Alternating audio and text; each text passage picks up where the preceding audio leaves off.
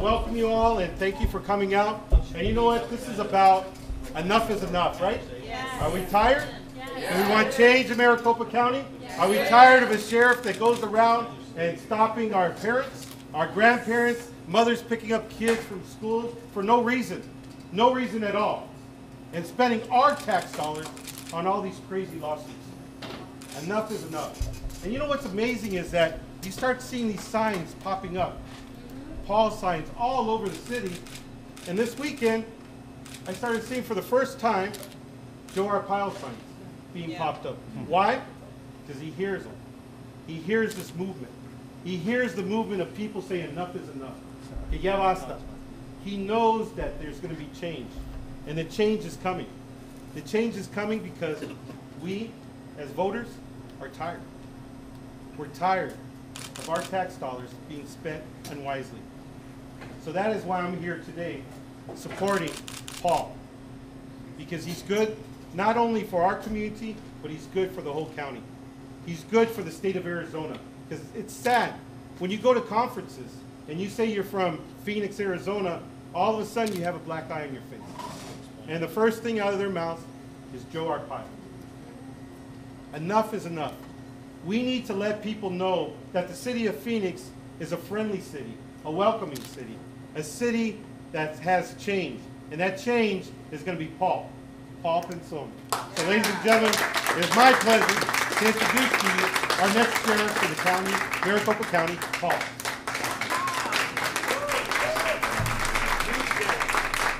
Thank you so much for the honor of being here with you today.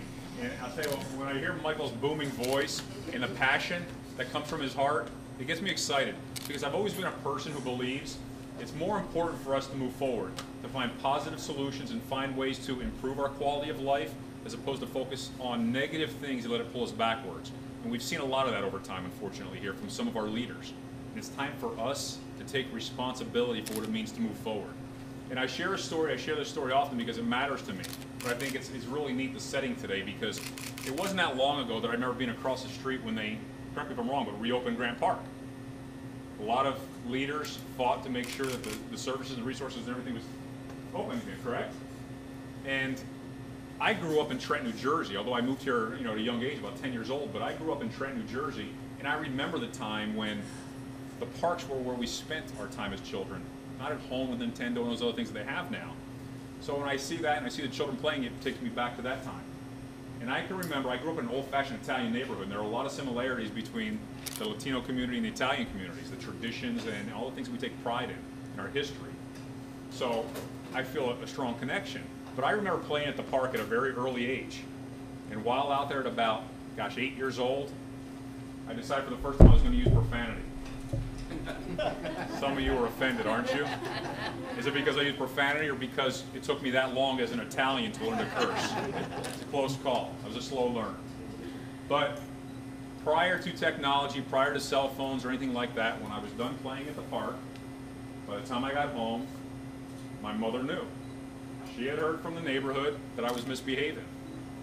She let me know that that wasn't okay, because I represented not only my family, but my community, and there are expectations on how we behave and how we treat each other, because we are a community. And at that time we talk about it because there were different cultures, but I like to emphasize this because it means something to me. There aren't different communities here, there are different cultures, but we're one community. And I share this example because the contrast is, can you hear me okay? Okay, the contrast is this. That same neighborhood, when I was riding my bike and went over the handlebars after hitting a rock and knocked myself out, I woke up in the home of a lady I didn't know, and she cleaned me up, and she put me in the car, and she took me to my aunt's home because she knew my family. So the tough love that existed in the neighborhoods was as strong as the unconditional love. And that's how it should be in every community, regardless of our cultures, who we are, where we live. We should look out for each other's children, we should look out for each other, and we should be connected in a way that we try to enhance and improve the quality of life, much like what gets me excited about when I hear Michael speak. So for me, law enforcement was a different role with the same objectives. Law enforcement should be about representing what is greatest about our society in a manner that we hold people accountable, but we also help raise them up. And when I walk in here and I see this picture on the wall, this representation, there should never be a time when we don't feel a great sense of pride in our military, in those that are in public office, in our firefighters, or in law enforcement. Think about this for just a moment. In your worst time, where maybe you or someone that you love is in grave danger because a bad person is going to hurt them, a complete stranger will show up in uniform and put themselves between you or your loved one in harm's way, put their life on the line for you. That is the core essence of law enforcement. So we should feel good about those out there representing us, but that's not the case right now. Can we agree? Right now, good people fear that those in uniform are going to stop us, possibly violate our civil rights, and no one is impacted more greatly than the Latino community. And it should never be that way. So as I spoke earlier to someone, I said, what is most precious about not only our state, but our country and what we stand for is the protection of our civil liberties. It's what defines our country. It's the fabric of who we are. So when it comes to enforcing the laws, there are many laws that are very important. But law enforcement must respect what is greatest about the foundation of our laws. This is the greatest country in the world because of what we fought for to give balance and equality to everyone. So we can never tolerate that. So fast forward now, I moved here to Arizona as a young man. I feel like I'm in paradise because it's the most beautiful place in the world to live. The sun shines every day, and although on some days it's 150 degrees, I guess it's better than being in the rain, right? So I love it here. I grew up here. I am a husband. We have 2 sons, 19 and 25. This is home. But as a young man at 21, I became a police officer. And I was out on the streets in all the neighborhoods here, in homes, and I laugh because, think about this for a minute, 21 years old, they gave me a gun with lots of bullets, they put a badge on my chest, they gave me a set of keys to a car that goes really fast, and they put lights on top of it so I can go wherever I wanted to. Now I look back and I'm thinking, were they crazy or what? But fortunately, I got through my career early in life unscathed, but it's more important that I learned what it meant to be disciplined and objective as it relates to caring for people. Going into a home maybe where there was a disturbance and trying to settle the circumstances and ensure that everybody there felt safer. Investigating crimes and doing everything I could to hold someone responsible who had committed a crime or harmed someone. But through all that, what is most important? Because a lot of people can talk about their skill set. But what's more important than our skill set, as long as we have the proper skills, is our intent. How are we going to treat people? So I always made sure that everyone I looked at, if this were my mother, my father, my sister, my brother, someone I cared about, how would I expect them to be treated? A complete stranger, I don't care who it is, everyone is entitled to dignity and respect and a high level professionalism from those who are empowered by us. Let's not forget that. There is no all of a sudden authority that's provided by our Lord that says you're a police officer and go arrest people. It is the community that empowers law enforcement to do their job. Therefore, their obligation, their responsibility is to serve us the right way. So whenever I dealt with any circumstance, I thought to myself, if a complete stranger I didn't know was in a uniform and it was my family member, whether they were stopped for traffic, whether they were a victim, whether they were a suspect, how do I want them to be treated? That's how I try to behave in my role. I spent 6 years undercover narcotics all over the valley. I spent 3 years of that on a federal task force with DEA. So I've investigated crimes in the neighborhoods, the drug dealers on our streets, and sometimes the drug dealers were family members. Sometimes you go into a home, I bought drugs no different in Fountain Hills than I have in areas of the valley that maybe weren't as affluent. Drugs affects all of us. And I doubt there's a person in this room that doesn't know someone you care about or love that made a bad decision, was a good person with a bad decision, went down a bad path, and it affected not only them, but the family and their close friends. So I saw it through that perspective. I saw the really bad people who were out committing crimes every day. I saw good people who made bad decisions and needed help. And it gave me a different sense of what it means to be a law enforcement officer in our community. 3 years on the federal task force, I investigated crimes at the top of the ladder. Cartels, organized crime, wiretaps, you name it. And it was a great opportunity because I was involved in the most important cases as it relates to drug distribution. I was fortunate that while I was there, I was selected as Task Force Agent of the Year in the United States for a case that I did right here in Arizona. But it was because of my relationship with the other investigators and us working together to accomplish that we were successful. I transferred from there, I promoted, I worked in administration for a while, and I bring this up because it's important, especially when I spoke about business to a few folks here tonight. We hear often, we need more money, tax dollars, because we don't have enough boots on the street or enough cars, or we need new stations, or whatever it may be. And it's a very true statement in many occasions. But we should never ask for more resources from hardworking people if we're wasteful with taxpayer dollars. And there's a lot of ways that we can be wasteful. through lawsuits, which we've seen, upwards of 50 million, approaching 60 million in the sheriff's office, through misappropriated funds, through all kinds of ways that we don't even realize yet, because if there's poor management, it's across the board. Unacceptable. Because it takes directly from law enforcement's ability to keep our families and our children safe. Then I finished up my career running the Silent Witness program. Is everybody familiar with Silent Witness? Is everybody familiar with Testigo Silencioso? Spanish version of Silent Witness. It was actually started under my direction while I was at Silent Witness. And it was very important to me because it was an opportunity to engage the Hispanic community, who were Spanish speaking only, to help build a relationship. It was our responsibility to reach out, not to say you come to us, but for us to reach out and say, everyone is important to us. Your needs are important. So we want to make sure that we can build trust and confidence that we will serve you well, that if you're a victim of crime or if you have information to get someone that is a criminal off the street, we want to hear from you. And we will prove that you can have confidence in us by our actions. We had a considerable amount of success prior to SB 1070. Because unfortunately, the sheriff's office implementation of how they were, I don't even want to say enforcing that because it's not even fair to say, but how they were abusing good people in our community broke relations, destroyed relations, and we went backwards in time. And we can't have that because none of us are safe if all of us aren't invested in our safety. So for me, I understand what it takes to build the relationships that we work together, because law enforcement can't have any success if the community does not believe and have the confidence in what you're doing and trust that you're doing it the right way. And there is nowhere in the world, let alone in Arizona, where you can alienate a specific portion of your population, treat them in a fashion that is unforgivable, and think that you're serving anyone properly, because we're not. It's unacceptable. Again, if it were my family, what I expect. So I retired a few years ago, and I had a lot of fortune in my career. I was a supervisor of the year with Phoenix PD. I was Crime Stoppers International Program Coordinator of the Year. I worked on both the baseline killer and the serial shooter. But I covered cases all over the valley in every part of not just our community here in Phoenix, but all the other agencies around the valley. So I built relations and I worked on a lot of different crimes and had success because of collaboration. I retired and became the Vice President of Child Help, which is a national nonprofit that cares for children who are victims of abuse and neglect. And then I look and I see that our sheriff's office denied over 400 women and children the respect and dignity to properly investigate crimes where they were victims of sexual abuse and abuse. How is that acceptable in any society? It's unforgivable. If one child is a victim and we fail, it's unforgivable. We may not be able to solve every crime, but we should be committed to solving every crime.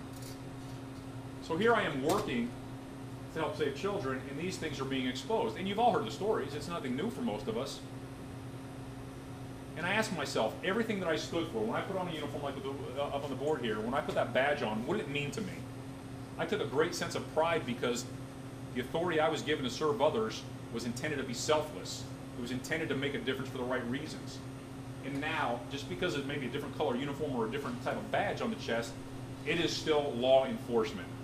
When we see failure in one capacity, it reflects on everyone else.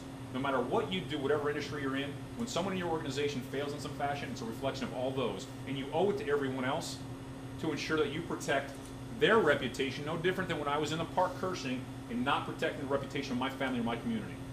Is it any different? It's not. It's what we stand for. So here I'm working in the nonprofit world, and I'm doing things that matter to me and in a good fashion, and I'm home complaining, and I have a very stunningly beautiful, smart, tough wife. And she said, you know what? Stop complaining and do something about it. And I thought to myself, why wouldn't you? Some people say, are you crazy? Why are you running for sheriff? I say I'd be crazy not to. How can you have a skill set and believe so much in your community and take so much pride in an industry that you worked in and sit back and watch that happen to good people? You can't. You have to get out there and say, I don't care what the history has been. I don't care what the behavior has been, because much like Michael spoke about, it's about where we're going, not where we've been. Because we have the opportunity here to define ourselves, to make Arizona a place of pride again. I was at an event out in Glendale just a few nights ago, and it was a Mexican restaurant, and the mariachis were playing. I walked in there, and it was so warm because I walked in, everybody was excited and cheered for me, and I was grateful, like I didn't even earn it yet, because when I do the job, then I'll be grateful when somebody says thank you because I'm doing a job for you. Then I've earned it. But I walked in there and I thought to myself, we live in Arizona, where the most dominant cultures are American Indians, in the Latino community. Two cultures with great history, tradition, all the things that should be points of pride for our state that we embrace and we proudly exhibit, like it was going on that evening. Yet right now, there are a lot of people who are fearful to go out and express their love for their tradition or who they are, not because they're not proud of it, but because they're fearful of how law enforcement is going to treat them. We have a choice to put it to an end and say no more because it's on us. Or we sit back and allow for people to intimidate us from being the people we're capable of being, the potential for greatness. Arizona should be known for the great traditions and all the history and everything that goes on here. It shouldn't be, is that the state with the, I don't even want to say what, that one sheriff with the pink underwear? Really? We're better than that, aren't we? So, when I became an officer, they asked me a question when I was testing. Why do you want to be an officer? I said, because I don't like bullies. Whenever there's a bully, it's my responsibility to stand between the bully and the other person and say, it's not happening here. And then people say, why do you want to be sheriff? And I say, it's because I don't like bullies. And it's not always criminals who are bullies. Sometimes people with authority bully us to believe that we're not entitled to better when we are. And we have a choice to stand up and fight for what we deserve and what we're entitled to, the respect and dignity, and the services that keep us safe. I am very tough on crime. Forgive me, but I'm going to be a little bit confident or arrogant, decide what it is. I was exceptional at catching criminals and holding them accountable. But I was also exceptional about treating people with respect and dignity. And I'll leave it with one story and I'll open it for questions. This matters to me as much as any criminal I ever caught. I was driving down the street one day in the area, it was 19th Avenue and Bethany Home Road across from Christown. I saw a young man there with a Sharpie pen writing on the bus stop. So I pulled over, I walked up on him, he didn't even know I was there until I was. And he looked up at me and big eyes and scared. And I said, what are you doing? You know, if this were your bedroom, would you want me to go in there with a marker and write it up? And I could see in his eyes remorse. Sometimes you see, you know, people doing something wrong and you know that they really don't care. And sometimes you see it and you get that there's somebody in there that does care. So I had a choice to go and, you know, file charges against him or take him home and see what I could do. So I took him home. Well, it just so happened he lived with his grandmother. And she was in a wheelchair and he didn't have his parents. And his grandmother looked at me and she cried a little bit. She said, I don't know what to do with him because I believe he's a good kid, but he's misled. So I said, all right, well, you know, do your best to take care of him, and if you need anything, call me. And I left there, and I drove up the street to a community center. And I talked to a friend of mine who worked there because it was in my beat, and I knew everybody there. I said, there's this young man, here's the situation. Any suggestions on something we can do to help him? He said, well, bring him over here, I'll give him a job. He can referee the little kids that play basketball, 7 and 8-year-olds. This young man was about 14 or 15. So that's what I did. I went back and talked to his grandmother. I said, is it okay if we give him a job? And she was excited about it. I don't have any idea how that young man turned out. I only hope for the best. But I'll tell you, for me personally, that means as much to me as any criminal I ever put behind bars, because we have an obligation, and our job in law enforcement is to keep everyone safe, to enforce the laws, and hold criminals responsible. That's our job. But our opportunity is to do positive things for the community we live in, to rise it up, make it a better place, and be much like hardworking councilmen and others who are committed, and many in this room, to saying, how can I make it better for others? So the place I live in is a point of pride. So people say, I wish I lived in Arizona instead of I'm running from Arizona. So as a leader, I will do two things, I promise you. I will make sure that the people that work under my direction in that sheriff's office are the best that they can be, that they will have the opportunity to be successful, to be better at their job, in service of you, for all the right reasons. And for those who are unwilling to do that, they will face consequences because it won't be tolerated. But as important as all that is, you need a leader who takes responsibility for failures, not one who runs from the camera, runs to it whenever he wants to take credit, but runs from it whenever there's a problem. If I make a mistake, I will stand up and take responsibility for it. I'll be transparent, I'll commit to correcting it, and I'll make sure you hold me accountable to those standards. So that's who I am and what I stand for, and I'm honored that you gave me the chance to speak with you today. I'm passionate about being sheriff because I want to make a difference, not because I need a job or I want to be sheriff or any of those things. I just refuse to live in a community where something that means as much to me as law enforcement is misrepresented as much as it's been. So thank you so much. I'm happy to answer any questions.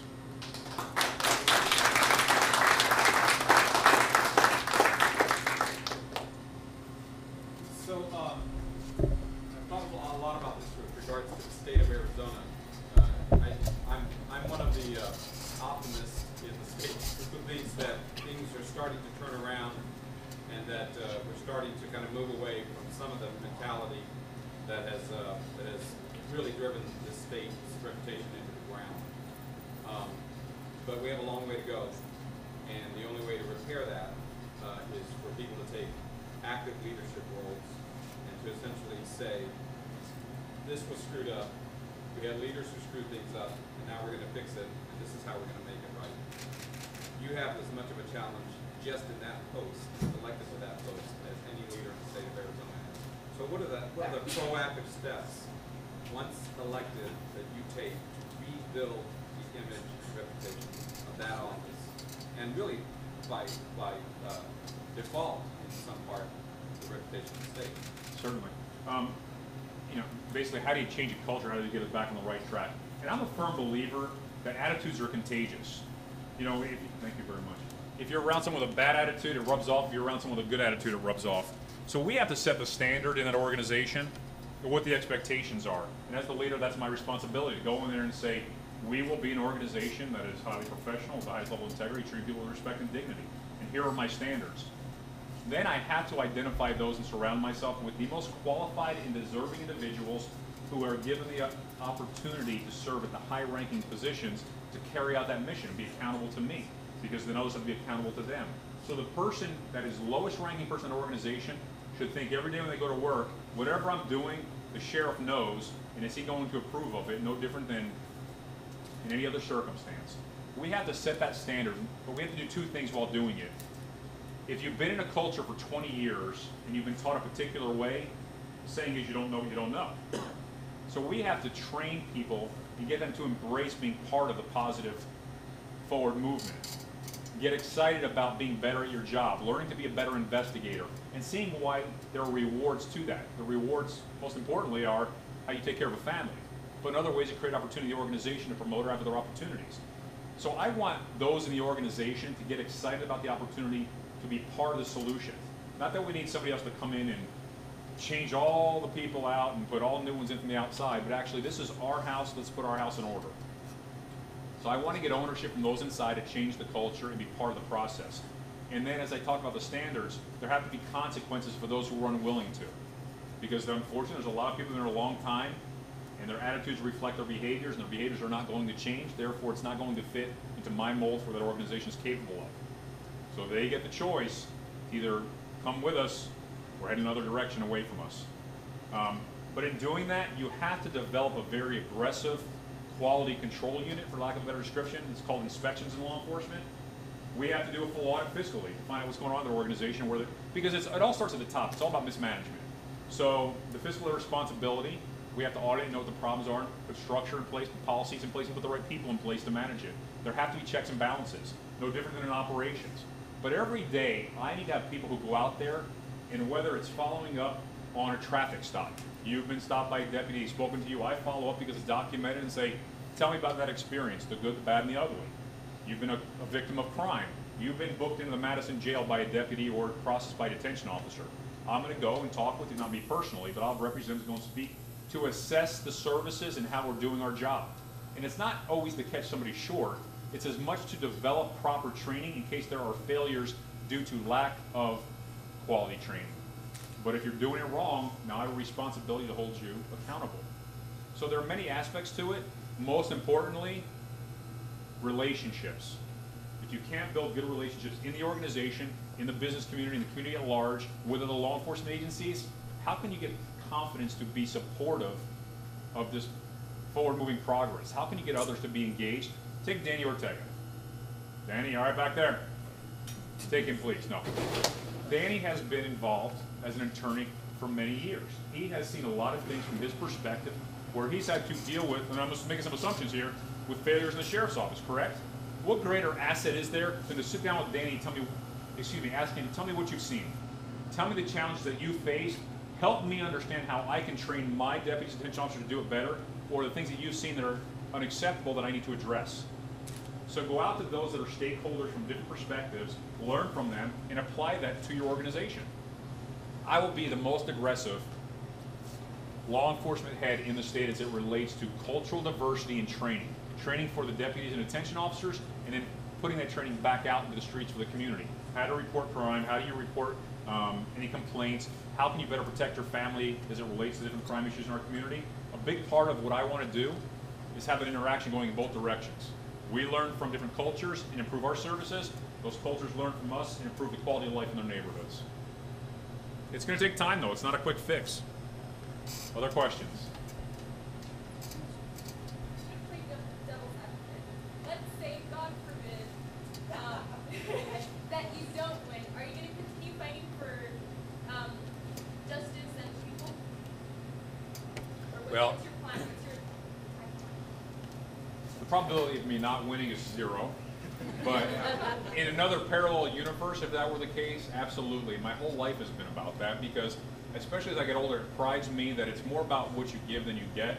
And when you get older like me and you look back on your life, things that matter are what you did for others as opposed to what you did for yourself. And I want to be a bigger part of that. That's why when I left law enforcement and I worked, as I said, in silent witness, a lot of places to be a part of helping families, I was the vice president of child help. After I was at Child Help, and then I was actually given an opportunity to be a chief operating officer with another nonprofit called Not My Kid, and they do education in the schools for junior high and high school students for drug abuse education prevention and bullying and safe dating, eating disorders, things of that nature. So it's where I find the most satisfaction, being engaged in the community and finding ways to contribute as opposed to take. So I don't see that course changing for me at any given time. But I'll be most excited about doing it as sheriff. You were next, I believe. Yeah, mismanagement of funds within that department is a big concern. Of the 54% of the $3 billion budget, how would you make sure that the people have more transparency within that department? Well, there are a lot of good folks in the organization, as I mentioned before. As a matter of fact, there are people that, when it came to fiscal irresponsibility, tried to report it and then were punished for it. So, in my experience, the key to success as it relates to those things are your procedures and your people. There always has to be more than one individual responsible for any types of deviations from whatever your budget is set. So any anomalies or deviations in the budget must rise to my level. But in addition to that, there has to be accountability where multiple people that are not coming from the same place, that have no reason to be in coordination with any of those decisions, have oversight over those things. So the procedures and the people are most critical to the success of keeping the standards that you set. But we have to be willing to, at the highest ranks, especially right now, sit down in a review process, probably on a monthly basis. It may end up as a quarterly review, but initially we're going to have to sit down after we have an outside organization, play a part in an audit with those that are internally there, responsible for those things, truly have a clear picture of what's going on, and then set the new procedures in place. It has to rise to my level on a regular basis early on until we can maybe spread it out a little bit. But additionally, I should be reporting to the community early in my tenure on a regular basis. I can't tell you what that time frame will be, but I can imagine maybe every 60 days or 90 days minimum, where I talk about, you've had these concerns for years, here's what I've discovered, because now I'm behind the curtain, I see what's going on. So if there are problems, here's what we're going to do. If it really wasn't as severe as we thought it was, let me show you exactly what's going on. Because what have we dealt with up to this point? Refusal to allow us to truly see what's going on regarding issues that have nothing to do with protecting criminal investigations. And what I mean by that is, if it's a criminal investigation, we're not going to disclose all of our practices because it's counterproductive. But when it comes to operational aspects of management, of the fiscal responsibilities and other things, we have to be more transparent. So for me, I'm going to be guys overly transparent in the beginning and then narrow that scope as we get things functional. Ma'am? I'll go to you next, I apologize. How will you handle immigration? How I handle immigration. Since I was with the Arizona Republic thing, that question, that's such a out of the ordinary question, so I'm going to do my best. No, isn't that really why I'm here? I expect better than that. First and foremost, there will not be raids. I don't know how else to say it. What is the raids and the things that the sheriff does right now, those won't continue. My focus will be on drug traffickers, human smugglers, and the problem with human slavery, where young ladies in our community of all cultures are treated as slaves and prostituted out. My expertise lies in dismantling organizations. That's what I did in an undercover capacity, where I had most success. I believe professionals in law enforcement should be focusing on the organizations that make money off the blood, sweat, and tears of others. Right now, the federal government has already set the standard and actually let Arizona know that it's not going to be tolerated, the practices we've seen before. But the simplest way I can describe it is this. Resources are committed in a very small scale as it relates to dealing with immigrants who are illegally in our country. There's only so much money that can be spent to address deportations. I am not going to waste those dollars on people who are here pursuing citizenship or job opportunities or other things and not involved in other criminal activities. There are rapists and burglars and murderers and other people that are involved in criminal activities. So if I have to choose this person over this one's actually involved in criminal activities in our communities, that's where we're going to dedicate those resources, because those are the ones who pose the greatest threat to our safety. So right now the sheriff's practices actually deplete us of dollars and resources that should be allocated for the criminals in our community. Why is he neglected to even address aggressively, in any fashion, over 30,000 fugitives running free that are wanted felons in our county? The majority of other law enforcement agencies have dedicated detectives to a full-time responsibility to track them down, with the exception of the sheriff's office. That crime in our community is carried out by a small percentage of the population, the repeat offenders. Those are our fugitives. They pose the greatest threat. That's where we should be focusing. So if I take someone into custody that's wanted for crimes, and then we learn through the process that they're illegal in the country, then it applies to secure communities. I'm not going to waste those resources or those dollars for other people that are here that aren't committing other crimes, because it's ineffective as it relates to a greater level of safety for all of us. Did that answer? That answers my question. Thank you. Ma'am. My name is Dulce, and we've seen that there's good tools and bad tools to enforce immigration law. Like we've seen the President Obama announcement on deferred action to stop deportations of dreamers. But we also see tools like 287G and secure communities. I've seen other states and leadership opting out of this kind of policies of secure communities and 287G. What proactive approach are you going to take to stop the separation of families?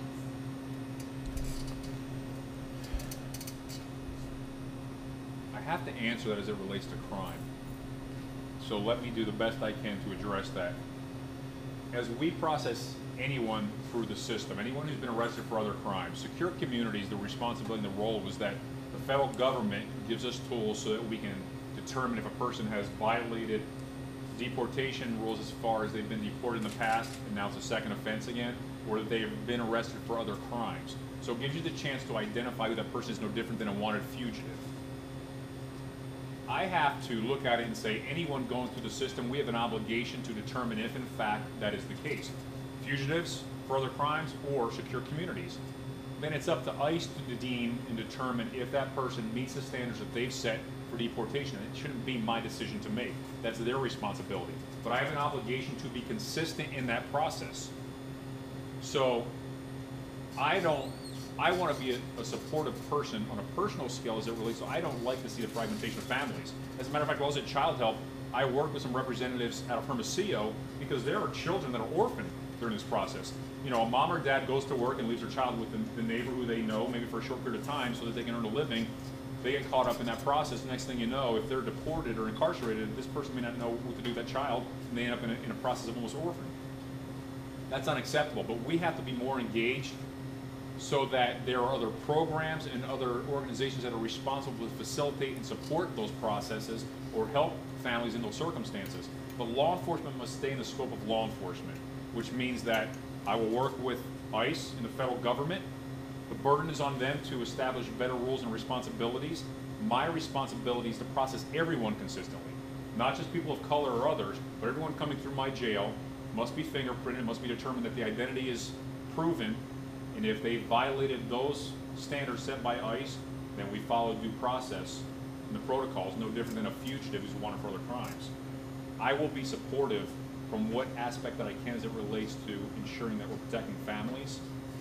But those standards have to be things that the federal government takes responsibility over. Then we work harder to develop programs and resources in the community to support the needs of families. What we don't want is fragmentation. Danny. Well, I think that one of the biggest challenges facing you is the idea that if you get elected, that there will be a defining moment when everybody will know that you are the new sheriff in town. What will that be? The defining moment for me will be that law enforcement will be about the needs of this community as opposed to the public image of the sheriff. The defining moment will be when I make sure that everyone in that organization knows that the culture and the abuses that have gone on, the practices that violate civil liberties will not be tolerated, and it will be an action where the first unfortunate example, the standard will be set by how I respond to it, and it will resonate to the entire organization and then to the entire community. Because actions speak louder than words. So when that first incident occurs, how I address it and handle it will define who I am as a person and how I move forward.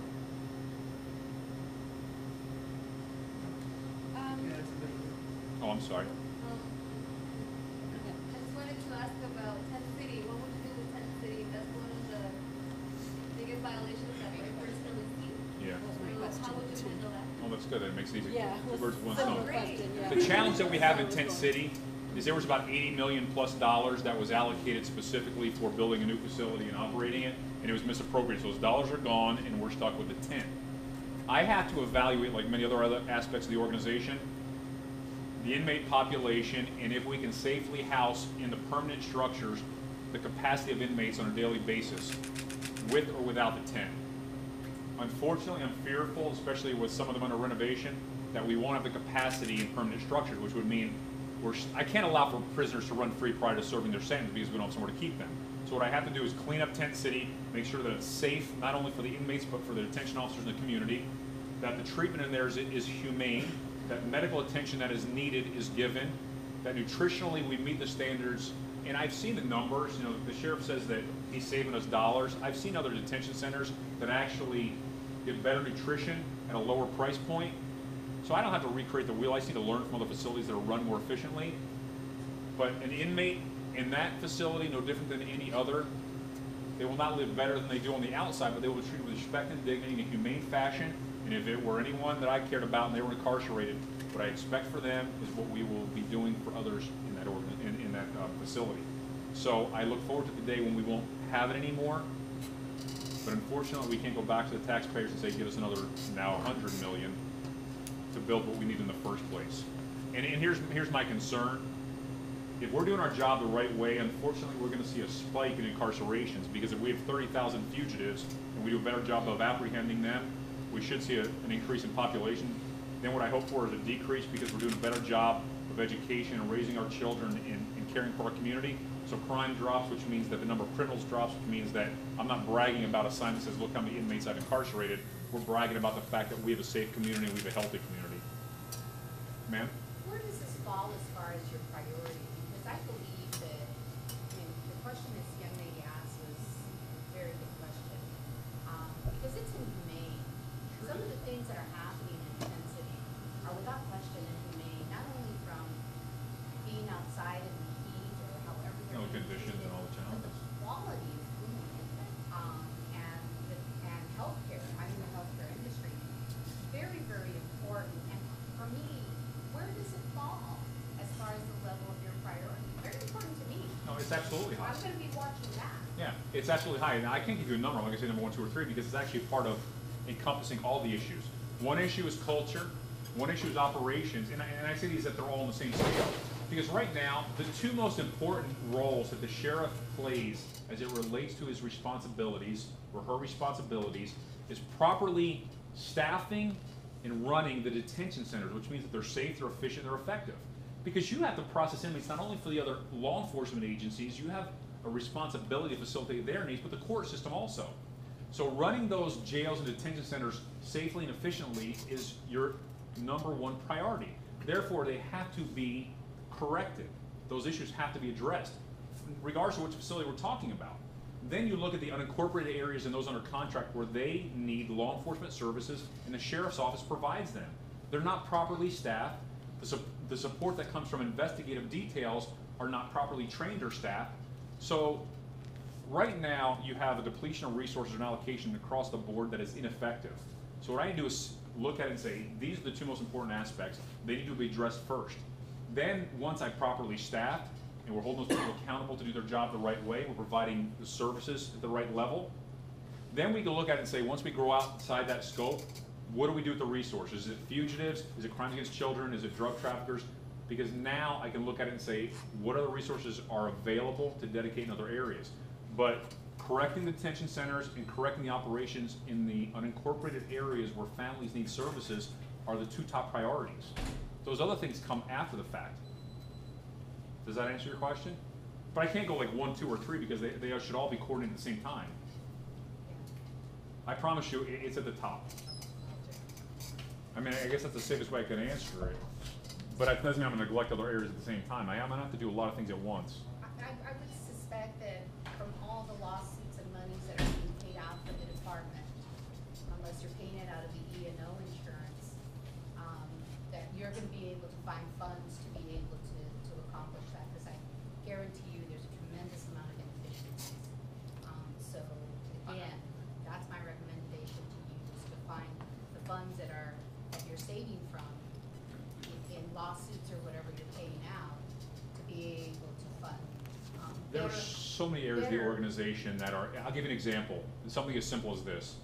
I just looked at the basic staffing model, and normally at a level of captain or commander, you might have 1 captain for, say, 6 lieutenants. For some reason, the balance of power is shifted where you literally have 2 lieutenants for each commander, which tells me that upper management is extremely heavy, so people are getting paid for a high ranking position where the resources aren't necessary there, where you should balance them out. It's no different operations.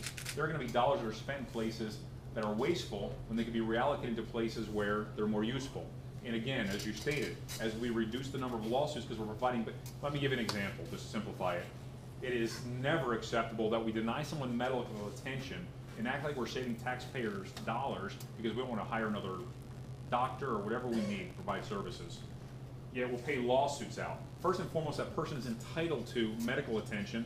Secondly, the investment of the proper resource reduces the probability of a lawsuit because you've neglected or abused someone. It's just simple math, but it's just inhumane. We're here. I promise you, we're together on that. But I'm going to go on to another question, and then I'll take 2 more, and then we'll close. By the way, come on up here, sir. Jerry back there has been a volunteer on my campaign for several weeks now, goes to a lot of events. What greater honor is there than to have a person volunteering who spent 32 years as a detention officer in the sheriff's office, just recently retired, and came to support my campaign because he wants more for his peers and for the people of his community.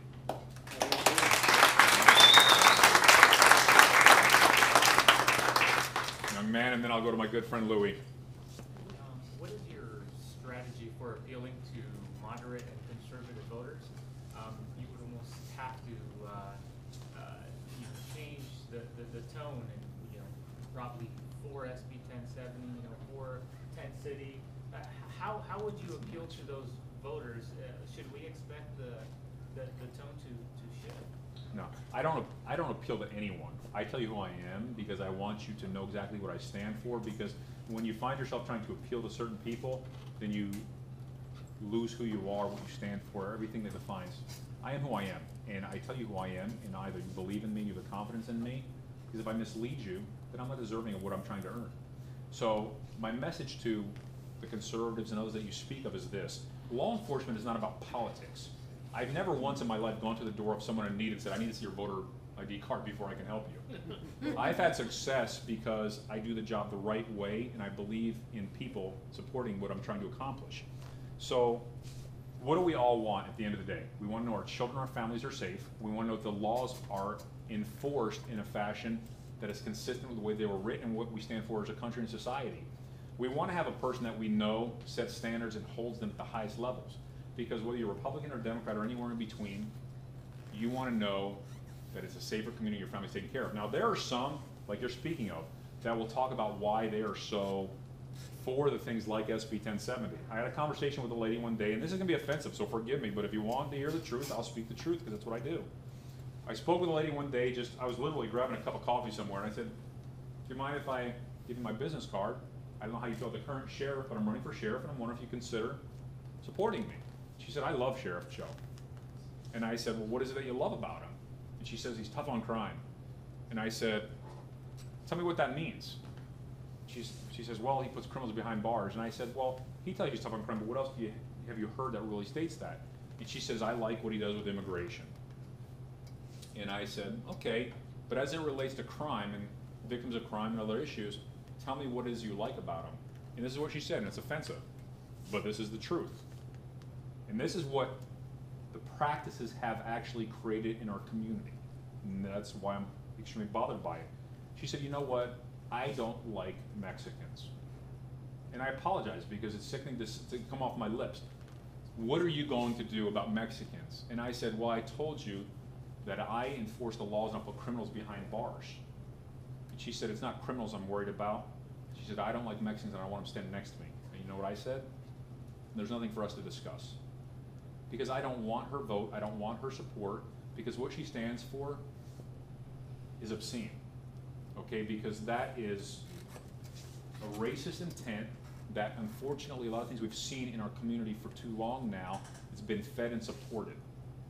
And we can't stand for that. Okay, so we have to make a statement, and I said this earlier, there was a tragedy, and I don't want to be opportunistic, but there was a tragedy where a particular person, I'm not going to name it, but a particular person was involved in a violent murder spree. And that person happened to be associated with someone that was known as a community leader here. And I was interviewed about it. And I said, as leaders, we have an obligation, a responsibility to speak out against hate and violence under any circumstances. And if people want to stand by me and they want to actually take that position and pass that message, then I have a responsibility to speak out and say, I disagree with that.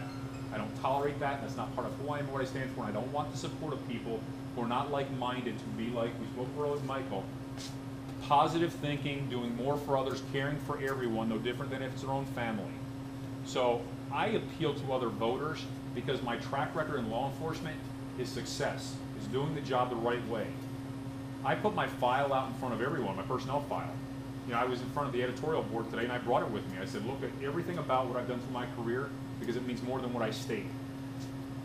I have gotten support from those that you've described, the Republicans, the conservatives, those that maybe are a little more right-leaning, because I was always an independent my entire adult life. I'm running as a Democrat because the opportunity was there to have support from a party that believes in who I am. But law enforcement is what mattered to me my entire career. So I am confident that the majority of our community sees that there's a better place for us to go, and they believe in me as a person who will help build the sheriff's office and take us to that place. And if it's someone that needs me to persuade them because I'm going to all of a sudden go in their direction a little bit to get their vote, it's not going to happen. I say the same thing in front of you that I say in front of other people. I'll give you one last example. It's been a long answer. I spoke in front of a crowd that was mostly a friendly crowd. You know, they weren't happy with the sheriff. And at the end, one of the gentlemen said to me, and he wasn't, you know, he wasn't a aggressive on immigration enforcement person. He himself was a minority. And he said, you know what, I like Tent City because Tent City is hard on criminals. So as it relates to sex offenders or murderers and everybody else, I think it's okay that we mistreat them or treat them badly. And I said, you know what, I disagree with you respectfully. Because it's not about that person, it's about who we are. How we behave is a reflection of ourselves. So what gives me the right, any different than what we're complaining about our current sheriff about, to say, your crime's more heinous than yours, therefore I'm going to mistreat you, but I'll put you in a little bit nicer facility. No. The punishment is the detention.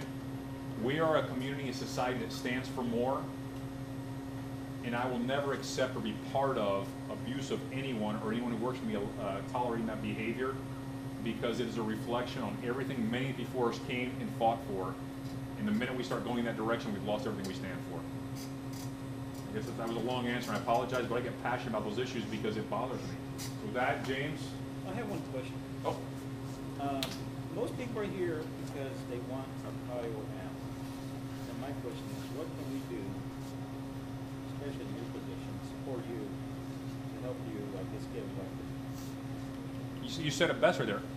Most people want... Yeah, he said most people are here because they want our PIO out. You know what I want? I want it to be most people are here because they want Paul in. We need to change the dialogue because more people will embrace the thought of, it doesn't matter if you like the other guy, you dislike whatever it may be, we have someone who's better qualified to take us forward and give us a safer, better community without the costs, without the abuses, without all those other issues we've seen. If you've been in a bad relationship for so long you don't know what a healthy relationship looks like, here's where we want to go, this is what's better for us. So we need to start changing that conversation. They asked me also today, if there's a third person in the race, how do you win? I said, you know why? We win because it's about the right person. If there are 50 candidates in there, it doesn't matter because the right person's leading us there. So when we change the conversation to not anti-Arpaio but pro-Paul, is when everybody wants to become part of it because it's a positive message for the right reasons. With that, I thank you all so much for your time. I'll answer your questions.